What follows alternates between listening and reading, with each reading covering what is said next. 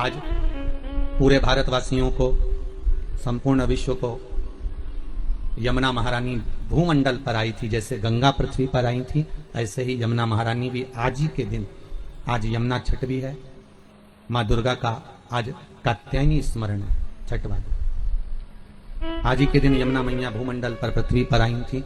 यमुना जी के प्रागट्य उत्सव की, जन्म उत्सव की, यमुना जी के पृथ्वी पर पधारने की सभी भारतवासियों को बहुत बहुत बधाई हो। श्याम सुंदर श्री यमुने महारानी की जय। माँ यमुना आपके जीवन का सुख प्रदान करे। आज पूरे भारत की भूमि पर आज का जो दिन होता है, नवरात्रि का जो छठा दिन होता है, यमुना महारानी के प्रागट्य का रहता है। इसलिए छठे दिन के पहले पंचमी, छठ और सप्तमी, ये 3 दिन ऐसे रहते हैं कि इस बीच में जो माता कात्यायनी का दिन होता है और यमुना जी का प्रगट दिवस होता है, इस दिन जैसे एक नदी का संचार भूमंडल पर आता है, तो थोड़ा ना थोड़ा प्रत्येक देश में, प्रदेश में चारों तरफ थोड़ा थोड़ा हवा का संचार रहता है। थोड़ा थोड़ा ऐसा लगता है कि मौसम चेंज हो रहा है, पानी के छींटे जैसा रहेगा, थोड़ा हवा का संचार बना रहेगा। ये सब क्रम रहता है, जो नियम बना हुआ है शास्त्रों का वैसा। क्योंकि पटरानी जब यमुना देवलोक से उतर कर इस मृत्यु लोक में आती है, तो उसका एक आदर, उसका एक सम्मान, उसका एक सत्कार होता है भूमंडल पर। अच्छा, कितनी विचित्र बात है, कितनी एक उत्साह की बात है कि देवता भी इस पृथ्वी पर आने के लिए तरसते हैं। देवता भी इस भूमंडल पर आने के लिए और ललायित रहते हैं कि हमें पृथ्वी पर जाना है, हमें इस भूमंडल पर जाना है। आपका विश्वास जितना दृढ़ होगा, आपका भरोसा जितना प्रबल होगा, उतना भगवान मिलेगा, उतनी भगवत तक की प्राप्ति है। जब तक राम तुम्हारे अंदर नहीं आ सकता, कब आएगा राम? जब तुम शंकर की कथा में प्रवेश करोगे। राम कब मिलेंगे? जब तुम शिव कथा में प्रवेश करोगे। कृष्ण कथा कब मिलेगी? जब तुम शंकर की कथा में प्रवेश करोगे। इसलिए राम कथा की शुरुआत तुलसीदास जी, वाल्मीकि बाबा शंकर की कथा से करते हैं, और श्रीमद् भागवत की शुरुआत वेद व्यास जी शिव कथा से करते हैं, शंकर की कथा से शुरुआत करते हैं। भागवत जी को भी उठाकर देखिए, शिव की कथा प्रथम में आएगी, फिर बाद में सारी कथा चालू होगी। राम कथा को उठाकर देखिए, शिव कथा प्रथम में आएगी, इसके बाद रामचरितमानस चालू होगी। विष्णु पुराण उठाकर देखिए, सबसे पहले शंकर का प्रसंग आएगा। अगर हमें जिस देवता की आराधना करना है, स्वयं देवी भागवत, नवरात्र में अगर आप देवी भागवत पढ़ रहे हो, नवरात्र में अगर देवी भागवत को सुन रहे हो, तो देवी भागवत का भी स्मरण करोगे तो सबसे पहले शंकर की कथा आएगी। सारी पुराणों में सबसे पहले शंकर को लाकर दिया गया। क्यों? क्योंकि शंकर की अगर कथा में तुम प्रवेश कर गए, शंकर का स्नेह तुमने पा लिया, शंकर का अनुमोदन अगर तुमने कर लिया, शिव स्मरण में अगर तुम डूब गए, तो तुम्हें जिस देवता का तुम भजन कर रहे हो उसको पाने में देरी नहीं लगेगी, वो मिल जाएगा। पर दुनिया इतनी विचित्र है कि सारे देवता को रिझाना पसंद करती है, शंकर के पास बाद में जाती है। वो बाद में कब जाएगी? जब कोई बीमार पड़ गया, किसी का एक्सीडेंट हो गया, कोई बहुत ज्यादा बेकार हालत में पड़ गया, तब पंडित जी को फोन लगा के बोलेंगे महामृत्युंजय का पाठ कर दो। पंडित जी मन में सोचे, ये तो कभी शंकर जी के नहीं रिझाती थी, ये कभी तो शंकर का नाम नहीं लेती थी, ये शंकर का कभी भजन नहीं करती थी। सारे मंदिर गई पर शिव जी के मंदिर कभी नहीं गई, कभी एक लोटा पानी नहीं चढ़ाया, कभी शंकर का अनुमोदन नहीं करा, और उल्टा कहती थी कि हम शंकर का प्रसाद नहीं लेते, और उल्टा कहती हम शंकर के मंदिर नहीं जाते। बताओ, अब एक तरफ तो ये कह कि शंकर के मंदिर नहीं जाऊं, प्रसाद नहीं लो, और आज जब दुख की घड़ी आई तब शिव याद आ गया, तब शंकर याद आया। तो भी शंकर के मन में अभिमतता नहीं। शंकर कहते हैं भले बाद में आया तो मेरे करीब में। और भागवत कहती है पहले शंकर का अनुमोदन करिए, राम कथा कहती है पहले शंकर का अनुमोदन करो, शिव महापुराण की कथा कहती है शंकर का अनुमोदन करो। तो ताप्ती ने भी सूर्य नारायण भगवान से पूछ लिया, पिताजी आप जब सारी दुनिया में प्रकाश फैलाते हो, आपका शरीर जब इतना तपता होगा तो शीतलता कौन देता होगा? तब शंकर भगवान ने तुरंत कहा, जब कोई भक्त 1 लोटा पानी लेकर शंकर पर चढ़ाता है और वो शंकर का चढ़ा हुआ जल गोल जलाधारी से निकल कर चरण से सबसे पहले नीचे की ओर जब आता है, मात्र 1 बीते की दूरी पर वो पानी जब बहता हुआ आता है, सूर्य नारायण कहते हैं वो जल मुझे मिलता है और मेरे शरीर की तपन समाप्त हो जाती है। जरा देखिए, लिंग पुराण में उठाकर देखिए, स्कंद पुराण को उठाकर देखिए, और दोनों पुराणों का वर्णन स्पष्ट कर रहा है कि भगवान सूर्य नारायण, इसलिए शायद यही शास्त्र वर्णन करता है, इसीलिए शायद शिव महापुराण में स्पष्ट किया गया कि शंकर की पंचायत में सूर्य भी विराजमान है। शंकर जी की पंचायत का मंदिर है क्या पांडे तारा में कहीं? शिव पंचायत का? अरे बोलो तो सभी, शिव पंचायत का कोई मंदिर है? नहीं है। शिव परिवार का तो होगा, पर पंचायत का नहीं है। पंचायत का मंदिर तो मुझे नहीं लगता कि प्रतापगढ़ में भी है, शायद है प्रतापगढ़ में पंचायत का मंदिर, बहुत बढ़िया होना चाहिए, बहुत बहुत सुंदर बात। शिव पंचायत, पंचायत में कौन कौन होते हैं? शंकर, दुर्गा जी, सूर्य नारायण भगवान, भगवान नारायण और गणेश जी महाराज। बस ये पंचायत। और परिवार में कौन कौन होते हैं? पार्वती, कार्तिकेय, गणेश, शिव, नंदी। ये परिवार शिव पंचायत में केवल 5। और शायद इसीलिए शिव महापुराण की कथा में जो पंचायत का महत्व कहा गया, उस पंचायत में सूर्य की भागीदारी जो कही गई है कि एक बीता। आपके यहां अगर कहीं पर आपने शिवलिंग का दर्शन करा होगा, ये शिवलिंग है, ये जलाधारी है, ये पानी निकलने का स्थान है। यहां से जहां से पानी नीचे गिर गया और गिरने के बाद जब एक बीते तक जाता है, उस एक बीते पर सूर्य नारायण भगवान का भाग चालू हो जाता है। एक बीते पर। क्यों कहते हैं? जिसको चर्म रोग हो जाता है, जिसका शरीर सफेद पड़ गया, चमड़ी बेकार हो गई, काला पड़ गया, शरीर में कहीं चट्टे पड़ गए, कहीं शरीर में दाने पड़ गए, पूरा चेहरा बेकार हो गया, पूरा शरीर बेकार हो गया, तो क्यों कहते हैं कि एक बीता जब पानी बह जाए, उस बहे पानी को हाथ का लेपन कर कर शरीर पर लगा लिया जाता है, शरीर ठीक होने लगता है। सूर्य का भाग वहां से चालू हो जाता है। शिव पंचायत का बड़ा महत्व है महाराज जी। अगर आप लोगों ने लिंग पुराण पढ़ी होगी या शिव महापुराण पढ़ी होगी तो उसका बड़ा महत्व है महाराज। कहते हैं अदालत में अगर कोई केस चल रहा है, चाहे वो नौकरी से जुड़ा हुआ हो, चाहे सर्विस से जुड़ा हुआ हो, चाहे प्रॉपर्टी से जुड़ा हुआ हो, अदालत में अगर कोई केस चल रहा है और बहुत समय से चल रहा है और उसकी कोई सफलता नहीं मिल रही, कोई सफलता नहीं मिल रही, तो शिव पंचायत के मंदिर में जाकर महाराज 5 पुष्प, एक एक पुष्प एक एक देवता देवी को समर्पित कर दो और उनके चरण में मक्खन का लेपन कर दो। काय का लेपन करना है? माखन का लेपन कर दो। और 5 देवताओं के सामने चौमुखी 5 दिए लगा, 4 बत्ती के घी के, गाय के घी के, एक एक देवता के सामने एक एक दिया लगाओ पंचायत। और काम ना कर कर वापिस लौट कर आ जाइए। वो केस विजयता अगर देगा तो आपके पक्ष में ही देगा, हार नहीं सकते। शिव पंचायत का बहुत प्रबल भाव है महाराज। शिव पंचायत कोई साधारण नहीं होती। कोई लड़का लड़की का विवाह हुआ हो, तलाक हो गया हो, दूसरी बार शादी नहीं हो रही हो, बहुत परेशान हो गए और विवाह नहीं जम रहा हो, तो शिव पंचायत के मंदिर में बैठकर 5 देवताओं पर जल और उस जल में चंदन मिलाकर चढ़ाया जाता है महाराज। केवल 3 प्रदोष चढ़ा देते हैं, चौथी प्रदोष तक तो बाबा कृपा ही कर देता है महाराज। शिव पंचायत का इतना महत्व है। शिव पंचायत कोई साधारण नहीं होती महाराज। शिव पंचायत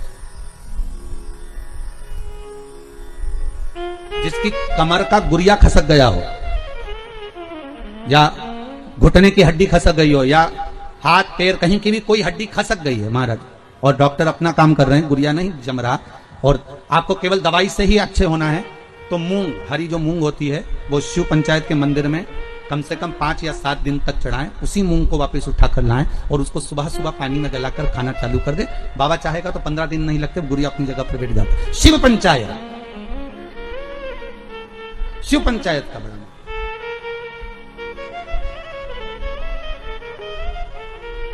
सहज नहीं है शिव पंचायत। तो भगवान शंकर की कथा कर रही है। अगर कहा मान लो मैंने कह दिया, ताप्ती कहती है मैं पिताजी से पूछूं, तो पिता से कहा पिताजी आपके शरीर पर इतनी ताप पड़ती है, ए बाबुल ए पिता। ताप्ती छोटी थी तो कह देती थी पिता से तुरंत जाकर। छोटी बेटी में और बड़ी बेटी में अंतर होता है। बड़ी बेटी मर्यादा में रहती है, बोलती कम है, और छोटी तो तड़ तड़ बोल बुला के बुझ जाए। उसको जो बोलना है ना छोटी को, वो तो बोल देगी, वो रुकती नहीं है। बहनों में यही भाव है। बहनों में जो बड़ी बहन होती है ना, वो थोड़ी शांत रहती, शीतल रहती, और छोटी वो तो 2 मिनट, जी तू चुप रहे, मैं सब बोल दूंगी, बस बात इतनी। तू तो ये बता लड़का पसंद है कि नहीं है, जुमाने का देखा, तो वो कहते नहीं इतना कोई बस, तो तू क्या करना, तू शांति बैठ, बाकी सब मैं निपटा दूंगा। छोटी गई, मम्मी हाँ तुम जीजी की शादी जहां कर रही हो ना, अच्छा नहीं लग रहा है, बताओ। वो बड़ी नहीं बोल पाई, इसने जाके बोल दिया, सबके सामने बोल दिया। ले तो दूल्हा भी मैं बैठा था, बापड़े ने सोचा चलो वापिस चलो, क्या करे। जब यही बोल रही थी चलो, छोटी छोटी बोलती नहीं, बड़ी बोलेगी नहीं, और छोटी तुरंत ओ बोला बोले चली बस जा। अच्छा शादी ब्याह में भी बहुत ध्यान रखना पड़ता। बड़ी बहन की शादी कैसे भी कर दो, पर छोटी की में अगर जरा सी कमी रह जाए ना, तो बोले बिना नहीं रहती। हाँ इतना था तो भी तो अच्छे से नहीं करी, बस बताओ। छोटी छोटी होती है, हम तो कहते छोटी खोटी भी होती है। छोटे खोटे बहुत उद्यमी भी रहते, बोलने में भी एकदम फटाक, जो बोलना है बोल दिया।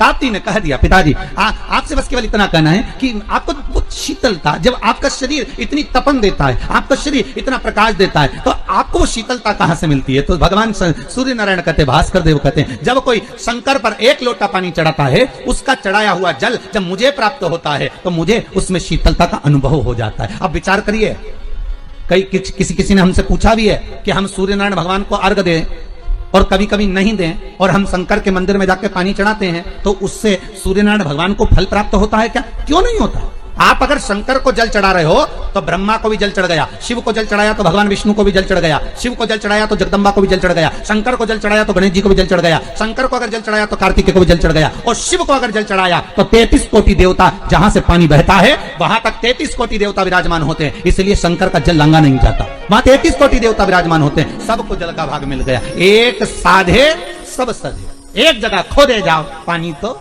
निकले, खोदो मिल गया।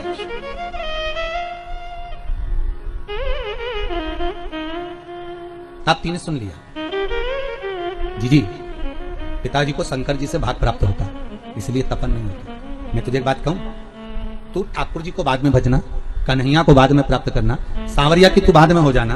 पहले एक निवेदन करती हूं, पहले शंकर का अनुमोदन कर, शिव का अनुमोदन, शिव का स्मरण, हाँ शंकर का स्मरण, हाँ। यमुना जी बोली, पर पिता से मेरे को ये पूछना पड़ेगा कि मैं शिव का स्मरण तो करूंगी, जब तो करूंगी तब तो करूंगी, पर फल कहां मिलेगा?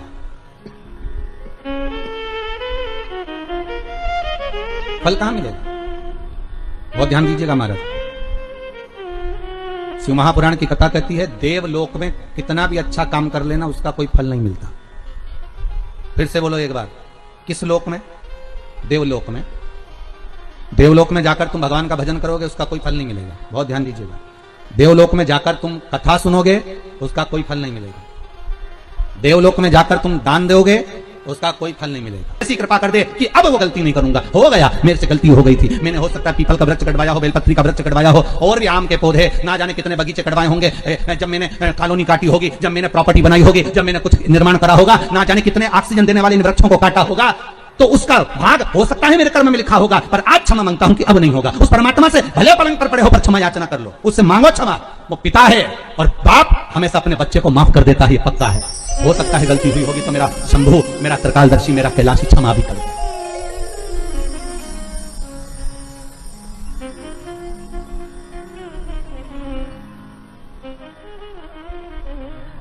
देने के लिए आतुरता, हो सकता है हमारा पुण्य, हमारा करा गया सत्कर्म, हमारा करा गया पुण्य हमारे सामने आता है, और हमारे द्वारा किया गया पाप कर्म भी हमारे सामने आता है, पाप कर्म भी हमारे सामने आता है। फिर निवेदन करूंगा, मत बुरे कर्म कर बंदे वरना पछताएगा, भगवान की आंखों से तू बच नहीं पाएगा, तू बच नहीं पाएगा।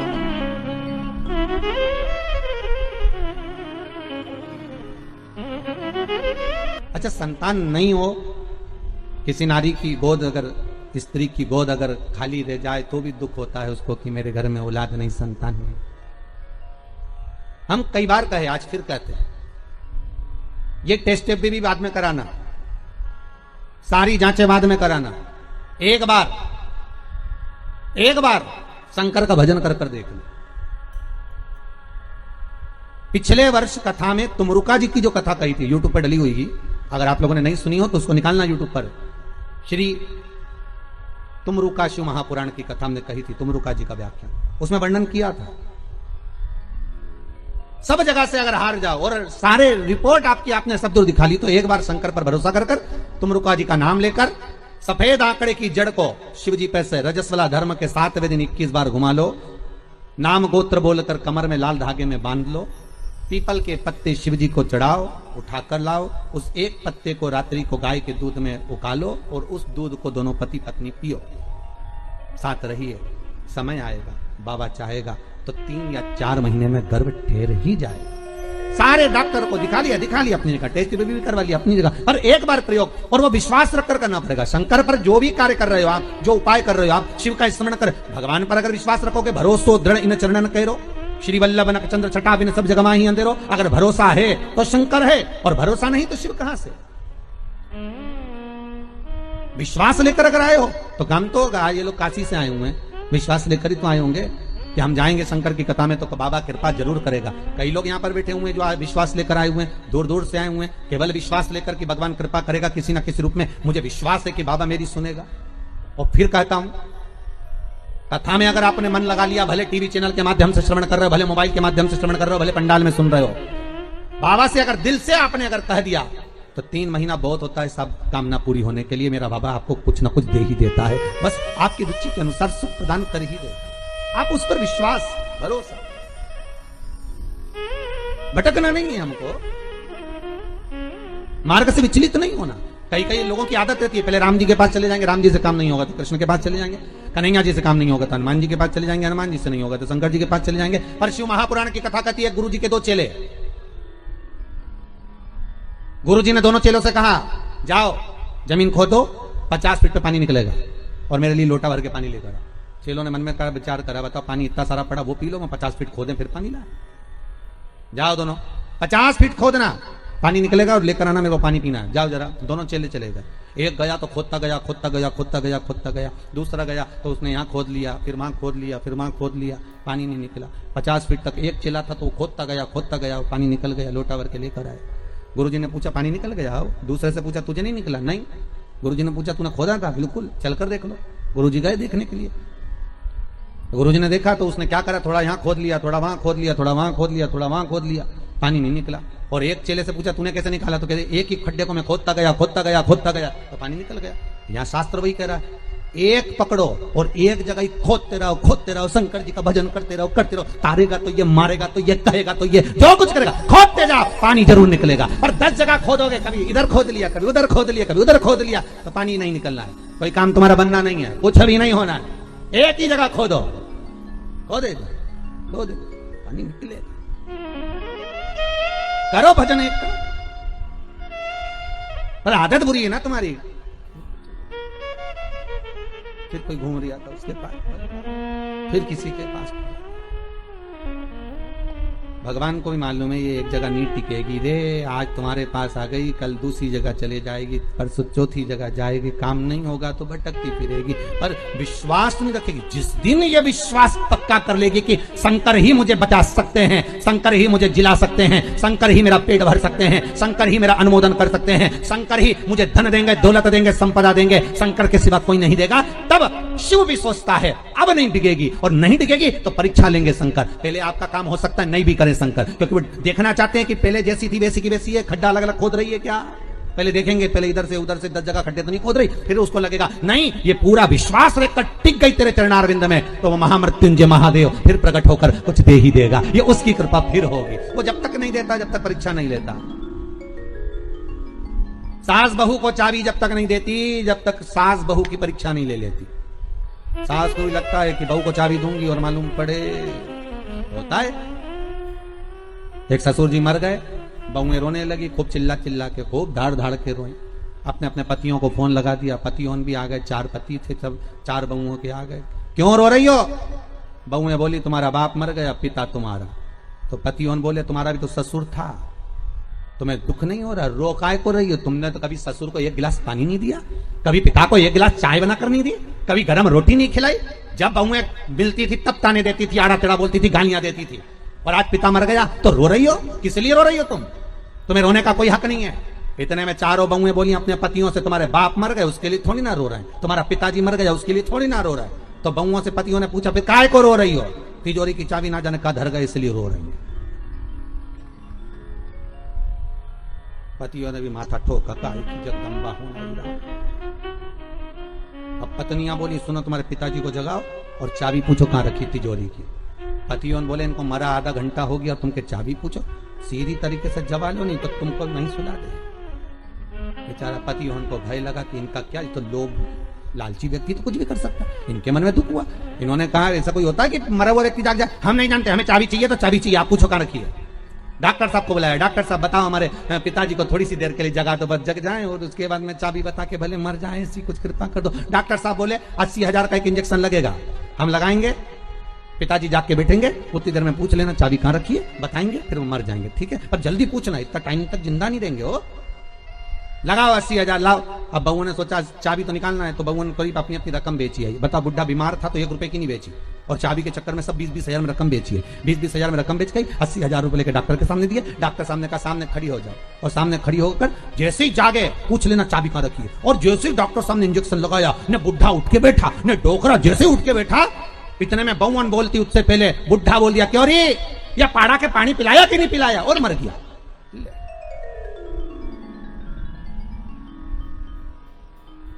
अब बहू तो और चिल्ला चिल्ला के रोने लगी। डॉक्टर साहब वंस मोर, एक बार फिर से। डॉक्टर साहब बोले ला 80,000, फिर इंजेक्शन लगाऊंगा, आपकी बार पाड़ा के पानी पिलाया, आप भैंस के पिला के मर जाएगा। ला अभी जगाने में क्या, ये दुनिया है साहब, धन की मीत है, कोई किसी का नहीं संसार में, केवल धन ही मीत है। परसों की कथा में कहा था मरने के बाद सब कुछ फेंक देंगे, पर अंगूठी चिन्ह नहीं फेंकेंगे, सब रख ले। कौन फेंक रहा?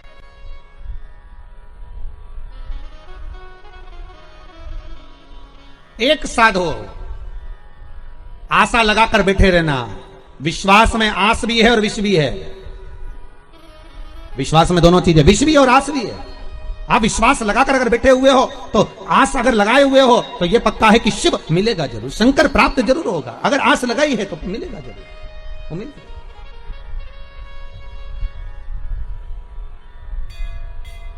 परमात्मा से अगर मन चित्त वृत्ति रमाए हुए हो तो प्राप्ति जरूर होगी।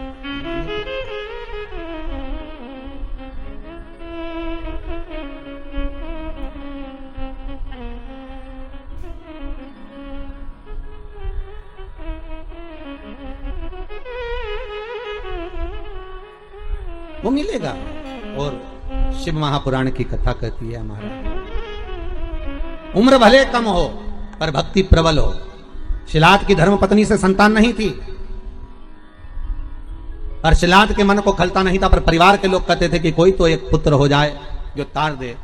तब भगवान शिव ने आकर एक वर दिया, चिंता मत करो, एक दिन जब तुम भजन करने के लिए कहीं जा रहे होगे, पृथ्वी को खोदोगे, उसमें से एक बालक निकलेगा, वही बालक तुम्हारा पुत्र कहलाएगा। निकला बालक, उसका नाम नंदीश्वर रखा।